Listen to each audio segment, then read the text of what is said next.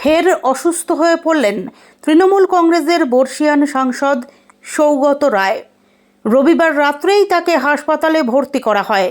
সোমবার সকাল 9টা নাগাদ বিশেষ সূত্রের খবর অনুযায়ী আচমকাই শারীরিক অসুস্থতা অনুভব করায় দ্রুত তাকে চিকিৎসকদের তত্ত্বাবধানে নেওয়া হয়। জানা গিয়েছে, বর্তমানে তিনি চিকিৎসকদের নিবিড় পর্যবেক্ষণে রয়েছেন। তার শারীরিক অবস্থার ওপর কড়া নজর রাখা হচ্ছে এবং প্রয়োজনীয় সমস্ত পরীক্ষা নিরীক্ষা করা হচ্ছে বলে হাসপাতাল সূত্রে জানা গেছে। যদিও এখনও পর্যন্ত তার অসুস্থতার সুনির্দিষ্ট কারণ সম্পর্কে বিস্তারিত কিছু জানানো হয়নি। দলের পক্ষ থেকেও তার দ্রুত আরোগ্য কামনা করা হয়েছে। তৃণমূল নেতৃত্বের একাংশ জানিয়েছেন, সৌগত রায়ের চিকিৎসার বিষয়ে তারা নিয়মিত খোঁজ খবর রাখছেন।